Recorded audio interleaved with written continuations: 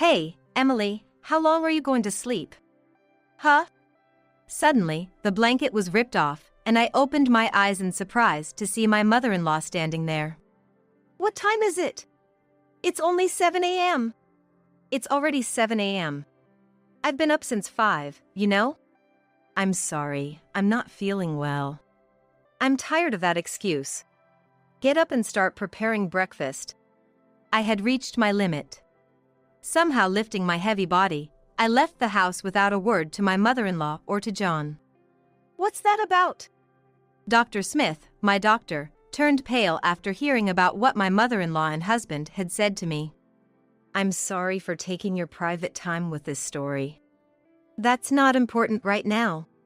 You've done really well so far. With those words, Dr. Smith gave me a tight hug. Suddenly, I felt all the tension drain from my body, as if all the stress had finally been released. Oh, my stomach hurts. Huh? Ouch, it really hurts. It was a unique kind of pain I had never felt before. As I looked up at Dr. Smith, wondering if this could be it, she nodded solemnly. It's labor pains. Apparently, the sense of relief from having shared everything with Dr. Smith triggered the onset of labor. But then, I got a call on my cell phone from my husband. Hey, Emily. Where are you right now? You left without saying anything. You ignored what Mom said too. What are you thinking? Yeah, Emily. You really need to step up as a wife. Startled by the immediate angry voices of John and my mother-in-law, I involuntarily jerked my shoulders. This is Dr. Smith, Emily's doctor. Emily is about to give birth, so she can't come home. Don't use childbirth as an excuse to skip housework. Come back home right now, useless wife. Okay. However, John and my mother-in-law were left stunned by the action taken by Dr. Smith and me afterward. My name is Emily Brown. I'm 32 years old. I've been married to John for 5 years, but we've been struggling to have a child and we're considering fertility treatments. Then one day, after a period of feeling unwell, I visited the doctor and discovered I was pregnant. Yeah, the heartbeat is strong. Congratulations, you're pregnant. Really? Yes. My attending doctor was a woman named Dr. Smith. She seemed to be about my age, with a kind smile. She was efficient in her work and understood my feelings, explaining everything about my pregnancy in an easy-to-understand manner. Please make sure to come in for regular checkups. I will. I was so happy, I couldn't wait to tell John. That night, when John came home, I told him I had been to the gynecologist. Yeah, you've been looking unwell lately. How did it go? Actually, we're going to have a baby. What? Really? When I shared the news, John's eyes widened in surprise, then he smiled joyfully. Thank you, Emily. We've finally done it. Yeah. We hugged each other, overflowing with happiness. But then, John's next words made my mood drop. We need to tell my mom right away. Oh, yeah. John's mother. In other words, she's my mother-in-law. Actually, I've been a bit uncomfortable with her since the beginning of my marriage. She's, well, a bit too set in her ways, or rather, she's quite stubborn. Once she decides on something, she never budges, like she's stuck with fixed ideas. And she adores John to an extreme extent. I still vividly remember the scrutinizing look she gave me when we went to announce our marriage. Even at our wedding, I wanted to choose a wedding dress, but she insisted I wear the same dress she wore for her own wedding. When choosing our house, she made sure we picked a place close to John's family home, somewhere convenient for her to visit. I had planned to continue working after getting married, but she forced me to quit my job. Because of all this, I've tried to avoid her as much as possible. But now that I'm pregnant, I wonder how she'll react. Will she impose her ideas on what I should do during pregnancy? And even more depressing is that John always does whatever she says. Basically, John always thinks that whatever his mother says is right. It's almost like he's been brainwashed since he was a child, such is the absolute authority his mother's words hold for John. So, when I wanted to wear a wedding dress, he just said, "Why? Mom has her dress, right?" He readily agreed to her conditions about our living place, and when I said I wanted to work because I was worried about our future, he took her side saying, "But Mom said she wants you to take care of the house." When both of them say such things, I, being someone who's not good at standing up for myself, sadly get swayed. Mom was really happy. She said she's coming over tomorrow. Nice. John, having just finished a phone call with his mother, said this with a happy expression. I secretly let out a sigh, hoping he wouldn't notice. I just hoped that tomorrow would be a peaceful day. Contrary to my wish, the storm arrived the next morning at 7 a.m. Startled awake by the early morning doorbell, I saw my mother-in-law's face. It was Saturday. John had the day off too, and I thought we could have a leisurely morning, but I didn't expect my mother-in-law's visit to be this early. Good morning. Good morning, Emily. Oh, did I catch you just waking up? How sloppy, what time do you think it is? That should be my line. I think it's abnormal to storm in on a Saturday morning at 7 a.m., but for my mother-in-law, and consequently for John, she's always right. I'm sorry, Mom. I should have gotten up earlier to prepare. It's okay for you, John. You work hard on weekdays. It's fine to take it easy on your day off. Mom, you're so kind. I watched John and his mother chatting happily, forcing out a dry laugh. Lately, being in the early stages of pregnancy, I've had many days of unstable health. Yet, here I was being treated as if I was a bad wife, and it hurt. That's right, you're pregnant, aren't you? Congratulations. I'm just so happy. Thank you. I awkwardly thanked my smiling mother-in-law. Then John said, I wanted to ask Mom something. Actually, Emily has been feeling unwell lately. With the early stages of pregnancy, I've heard that health can be unstable. Do you have any advice to make her feel a bit better, as someone who's been through childbirth? When John said this, I instinctively knew it was a bad idea. I was genuinely happy that he was concerned about me. He truly cares about my well-being, and I know he's a kind person at heart. But the person he was asking was the worst possible choice. Oh, really? That's strange. I never had any health issues during my early pregnancy. Really? I thought this was the worst. The severity of morning sickness varies greatly from person to person. At the doctor, I was diagnosed as having severe morning sickness. I'm constantly dizzy from anemia, and strong smells make me nauseous. I've had terrible headaches and sometimes couldn't even get out of bed. But that's a pain only those who've experienced it can understand. Generally, pregnancy isn't an illness. There's no way it would make you feel unwell. With that, my mother-in-law laughed mockingly through her nose. Indeed, that's right, pregnancy isn't an illness, so it shouldn't be hard. And you're just taking advantage of kind John, aren't you? He's tired from work, so you should be doing the housework properly. Got it? To make matters worse, John seemed convinced by his mother's words. Feeling desperate, I could only weakly respond with a yes to my mother-in-law's words. But I understand it's your first pregnancy and you're anxious. Huh? That's why I'm thinking of staying here for a while. What? I let out a loud exclamation at my mother-in-law's sudden announcement. Actually, when I went to greet her at the front door earlier, I was a bit puzzled to see her pulling a suitcase. I had assumed her early morning visit was because she was perhaps going on a trip, but it turns out the suitcase was packed with her things for an extended stay. No! I'm fine, really.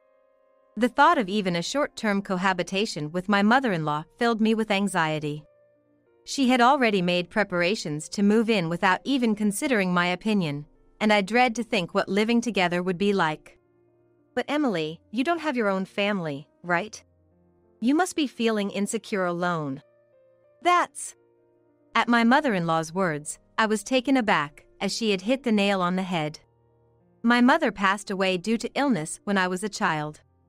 My father, who raised me single-handedly, died in an accident right after I got married. With no other relatives or siblings, I was what you'd call completely alone. The doctors at the clinic have been very kind and understanding. But still, they are strangers after all. It's definitely better for me to be here. John thinks so too, right? Yeah. Having Mom, who raised me to be who I am, by my side makes me feel incredibly reassured. I inwardly groaned at John's beaming agreement. But it's not good to leave your family home for too long. John's father had also passed away from illness just before we got married. Since then, John moved out immediately after our marriage, and I suppose my mother-in-law feels lonely and comes to us. Of course, I don't deny her feelings, but after over 5 years, I thought it was time she let go a bit. A little while should be fine. Besides, I'm sure John's father would want John to be supported. It seemed my mother-in-law's support was always for John, not me. Earlier, she said she was worried about me being pregnant for the first time, but her real intention was probably just to be with John. Perhaps to my mother-in-law, I might even be considered a nuisance. Well then, Mom, please take care of everything until the baby is born. However, John, completely oblivious, irresponsibly agreed to his mother's stay with such a carefree remark. Since my mother-in-law moved in, my health, far from improving, has only gotten worse. The reason was clear: stress. Emily, look, this spot is still dirty. Can't you even clean properly? I'm sorry, I'll redo it right away. Lying down again. I keep telling you, being pregnant isn't an illness. If you're like this now, how will you manage when the baby comes? I'm just feeling really nauseous. How long will you take to do the dishes? When I was your age, I was much more efficient. I'm just feeling really heavy. I had read about mother-in-law and daughter-in-law battles, but now it was happening in my own home. Every day, I was bombarded with constant nitpicking and nagging, only able to respond with repeated apologies. Such days made me mentally unstable. At first, I thought it was just the maternity blues, but it was clearly my mother-in-law's doing. When I talked to John, he would just repeat, "But if Mom says so, it must be true." Eventually, he started saying irritably, "You know, Emily, aren't you exaggerating a bit? Pregnancy isn't an illness, you understand?" With my mother-in-law agreeing with him, John began to treat me harshly. "Mom said she managed, so you just want to take it easy, right?" "No, it's not like that. Morning sickness really varies from person to person. But you're just lying down every day. I'm working hard for our upcoming child, so you should at least take care of the house." Now, even John blamed me, and my morning sickness never improved, even as I approached the due date. Then, one day, something decisive happened. It was a Saturday, and John had the day off. I felt terrible, and since John was still asleep, I thought I'd sleep a bit more and closed my eyes. That's when it happened. "Hey, Emily, how long are you going to sleep?" "Huh?" Suddenly, the blanket was ripped off, and as I opened my eyes in shock, there stood my mother-in-law. "What time? It's only 7 a.m. "It's already 7 a.m. I've been up since 5, you know?" "I'm sorry, I'm not feeling well." "I'm tired of that excuse. Hurry up and get up, you need to prepare breakfast." I had reached my limit. Somehow, I managed to get my heavy body up and, without telling my mother-in-law or John, I finally left the house. I couldn't stay there anymore. I felt like I was going to lose my mind if I stayed. A heavily pregnant woman wandering around in her pajamas must have looked quite suspicious. But at that moment, I couldn't afford to think about such things. I just wanted to go somewhere quiet and peaceful. That was all I could think of. "Emily?" "Oh. Dr. Smith?" As I aimlessly wandered, I was unexpectedly addressed. I looked up slowly to see Dr. Smith, my doctor, standing in front of me with a trash bag. "What are you doing out here dressed like that?"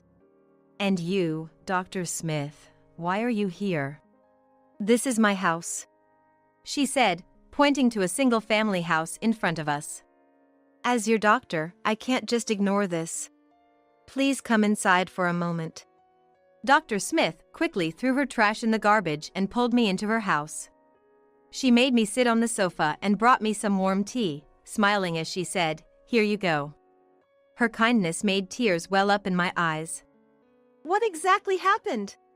Sitting next to me and gently stroking my back, Dr. Smith listened as I cried and told her everything without holding anything back. What? After hearing my story, Dr. Smith murmured that, her face turning pale. "I'm sorry for bothering you during your private time. That doesn't matter right now. You've done really well so far." With those words, Dr. Smith hugged me tightly. Suddenly, I felt all the tension drained from my body, as if all the stress had been released. I knew she was trouble, but I didn't expect her to go this far. Huh? Emily. Yes? I tilted my head, puzzled as Dr. Smith suddenly called my name. But before she could say anything, I noticed something odd happening to my body. Oh! My stomach hurts. Huh? Ouch! It really hurts. It was a unique kind of pain I had never felt before. As I looked up at Dr. Smith, wondering if this could be it, she nodded solemnly. It's labor pains. Apparently, the relief from having shared everything with Dr. Smith triggered the onset of labor. I'll manage to get to the hospital right away. Just lie down there. I'm sorry. Don't worry. This is what I do for a living. You should only be thinking about yourself and your baby now. Really, that's what you should have been doing all throughout your pregnancy. Dr. Smith quietly muttered with frustration, then quickly called an ambulance. While waiting for the ambulance, she kept talking to me, ensuring I felt reassured, holding my hand the entire time. Despite the unfamiliar pain, I felt this was the most secure moment I had had during my entire pregnancy. But this peaceful time was soon interrupted. The only thing I had brought with me, my smartphone, started vibrating with an incoming call. The name on the screen was my husband, John, and I instinctively gripped Dr. Smith's hand tightly. Let's see what he has to say. Huh? Emily, let me borrow this for a moment. Saying this, Dr. Smith took my phone and tapped the call button. And then she turned on the speaker mode. Hey, Emily. Where are you right now? You left without saying anything. You ignored Mom's words too. What are you thinking? Yeah, Emily. You really need to step up as a wife. Startled by the immediate angry voices of John and my mother-in-law, I involuntarily jerked my shoulders. Dr. Smith here, Emily's doctor. Emily is about to give birth, so she can't come home. What? Who are you? Don't interfere in our family matters. Firmly informed by Dr. Smith, John responded with those words. Even after telling them I was about to give birth, they were still saying such things. Don't use childbirth as an excuse to skip housework. Come back home right now, useless wife. Okay. I couldn't burden Dr. Smith any further. The labor pains had started, but it wouldn't be immediate. I decided to go back home and hung up the call. I'm sorry, Dr. Smith. I'll go home. What are you saying? That's not okay. As your doctor, I can't allow that. But, ouch. See, the intervals between contractions are getting shorter. You might give birth soon. What should I do? Just then, the ambulance arrived at Dr. Smith's house. I was quickly placed on a stretcher and moved to the ambulance. When calling the ambulance, Dr. Smith had informed them she was my doctor, so they headed to her hospital. I'm sorry, change of destination. Please head here. But Dr. Smith directed them to my home address, handing it to the paramedics. Dr. Smith! It's okay. I'm with you. The paramedics, though confused, promptly followed Dr. Smith's precise instructions. As the ambulance redirected towards my home, it seemed I had a water break. The intervals of labor pains shortened rapidly, and I clenched my teeth in unbearable pain. Emily, hold on. Dr. Smith kept speaking to me with determination. Finally, the ambulance arrived at my home, and I was carried inside on the stretcher. Emily! You were really giving birth! Seeing me being brought in by the paramedics, John and my mother-in-law were wide-eyed in shock. Then, when they saw Dr. Smith entering the house with me, John exclaimed in surprise, "Sis." Amidst my fading consciousness, John's words echoed in my mind. Your sister! I knew John had a sister. But she apparently didn't get along well with the family, especially my mother-in-law. After my father-in-law passed away, she left home and had been out of touch since then. She hadn't attended our wedding, and I had never met her, so I didn't even know her face. I thought I'd never meet her since my mother-in-law said they had cut ties, but Dr. Smith? You called them, so you're responsible. Help out until the end. Hurry, get some clean bath towels. Oh, yes! While my mother-in-law stood there stunned, John, scolded by Dr. Smith, hurried to the bathroom for towels. Soon, my labor pains reached their peak. There's a metaphor about the pain being like pushing a watermelon through your nose, and I genuinely thought it wasn't far from the truth. Yet, my beloved child came out relatively easily. The sound of a healthy cry filled the house. Congratulations, it's a healthy boy. I'm so relieved. Dr. Smith showed me my newborn son, his wrinkled face crying hard. The wrinkled face of my baby, crying hard, was incredibly dear to me. I then successfully completed the afterbirth process. Everything ended more smoothly than I expected, but I was utterly exhausted, physically and mentally. John and my mother-in-law were moved, looking at the child in Dr. Smith's arms. Sis, let me hold him too. Me too. Before that, don't you two owe Emily an apology? Dr. Smith sharply and coldly reprimanded the two of them, who were excitedly raising their voices. Really, nothing has changed. Do you know why I left this house? A mother with rigid ideas and a brother who's just her puppet. It's creepy. Dr. Smith, having gently placed the baby down, scolded them both. A mother rigid with fixed ideas and a brother like her puppet. Dr. Smith's words were so spot on, I couldn't help but be impressed by their accuracy. I didn't know at first that Emily was John's wife. But then, the surname Brown, and hearing about the mother-in-law and husband during checkups, it was just like Mom and John. I did some research, and to my surprise, she was my sister-in-law. Dr. Smith. I'm sorry, Emily. If I had realized sooner, I could have saved you from being pushed so far. I hastily shook my head in denial. It wasn't like that. Dr. Smith had supported me a lot. She was an incredibly reliable ally. I was able to safely give birth to my baby because of Dr. Smith. I shook my head to convey that Dr. Smith was not to blame, but my mother-in-law seemed to misinterpret it as me denying Dr. Smith. What's with the attitude? You're just a stranger who cut ties with us, right? What do you know about family?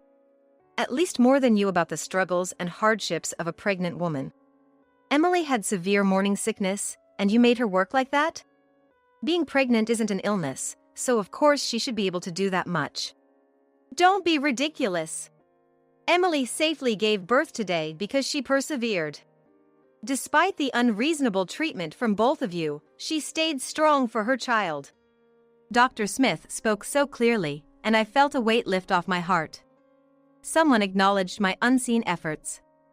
Despite the pain and difficulty, I was determined to endure for my child, and here was someone praising that determination.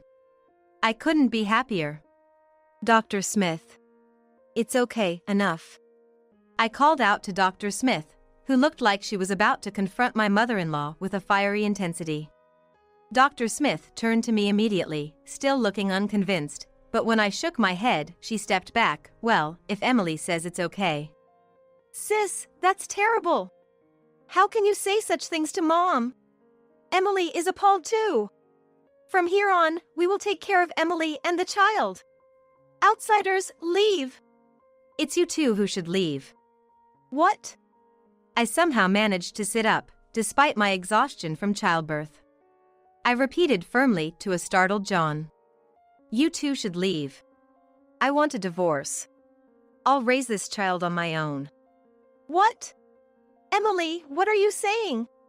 I've woken up. I endured everything thinking I had to for the sake of the child, but now I realize it's best to leave this awful environment for my child's sake. Awful?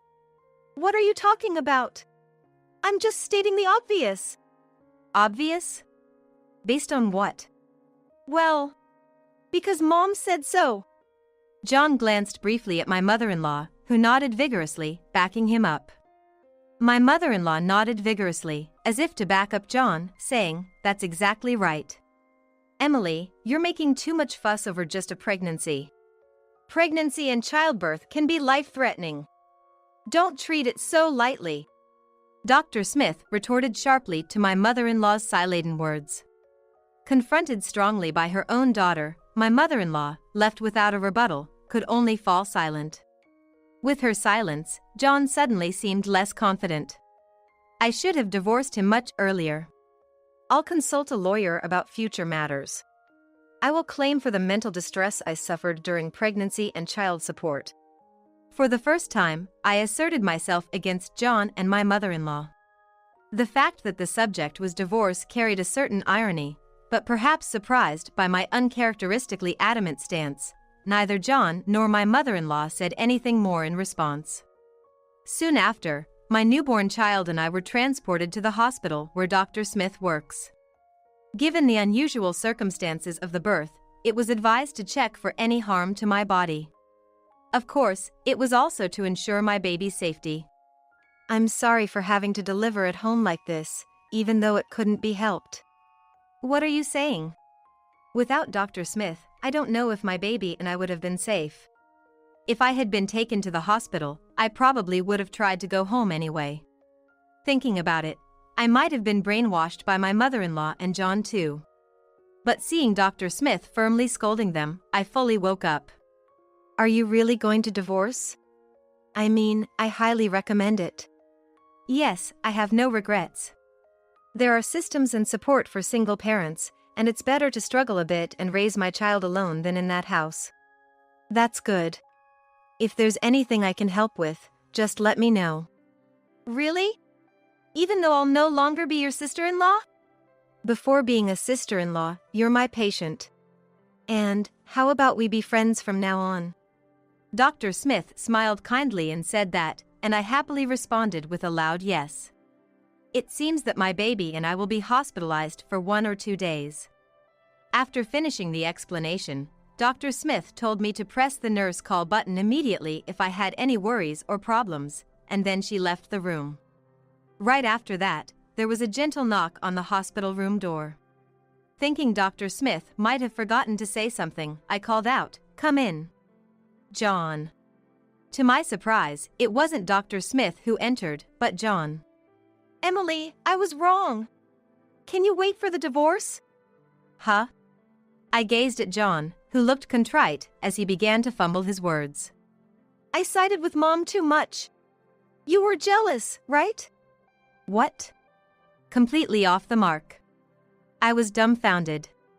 Remember, I told you Mom and my sister didn't get along? Mom was happy when you came into our family, like she got her daughter back.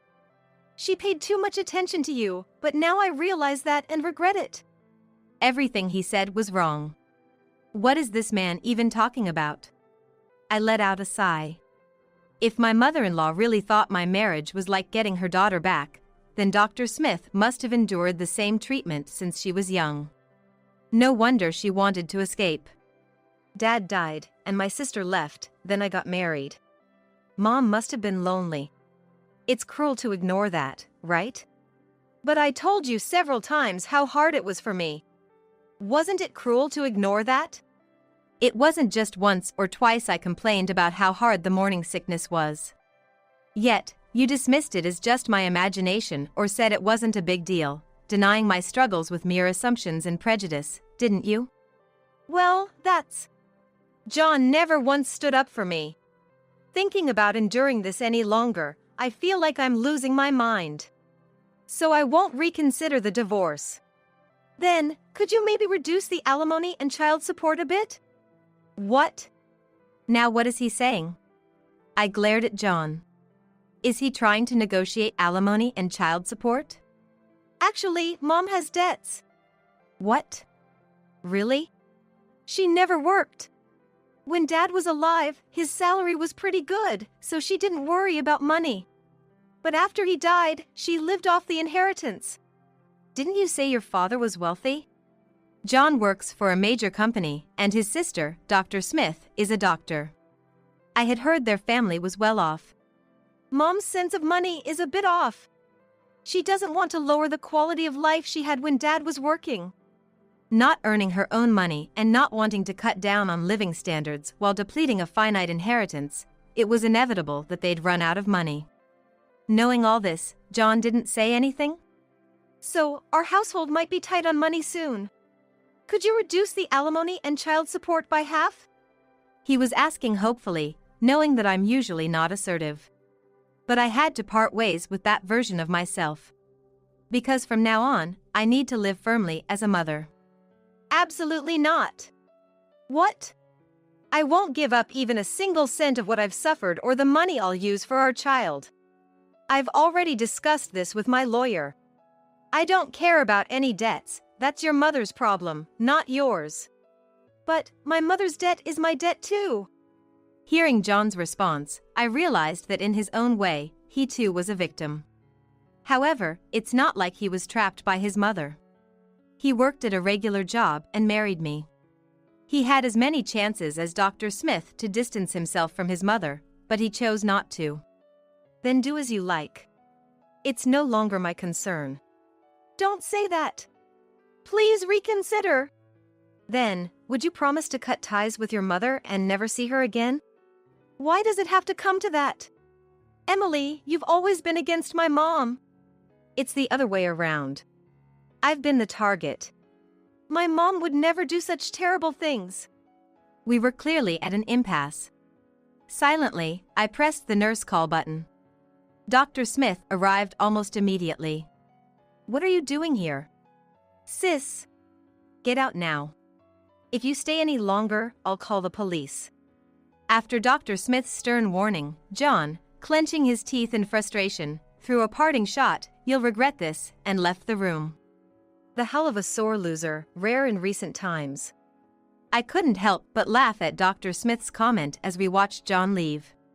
Following that, my divorce from John was successfully finalized through a lawyer, and I was able to leave the hospital with my son, healthy and well. During my hospital stay, I spent time learning about systems and protections beneficial for single mothers, following Dr. Smith's advice, and completing various procedures. Thanks to this, life with my son in our new home started smoothly. John had since moved out of our shared home, returning to live with his mother. Apparently, John and his mother are now repaying their debts together, while also paying me a substantial amount in alimony, which includes his mother's share, and struggling to come up with monthly child support, all the while trying to pay off the debts incurred by his mother. Despite their situation, he still seems to believe in his mother. There's a saying, what's bred in the bone will not come out of the flesh, but people can change over time. Indeed, Dr. Smith, who is John's sister, is now my friend. She spent her childhood under the same roof, but her values changed after meeting her husband, realizing her mother's oddity, and she left home. Perhaps I didn't have the strength to change John like Dr. Smith's husband did. No, that's just the way he is.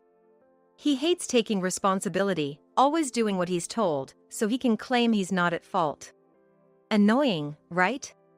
Saying that, Dr. Smith stuck out her tongue. I laughed at her funny expression. In my arms, my beloved son slept peacefully, a serene expression on his face. I might have lost many things, but I chose this path to protect my irreplaceable treasure. As a mother, I want to continue living strongly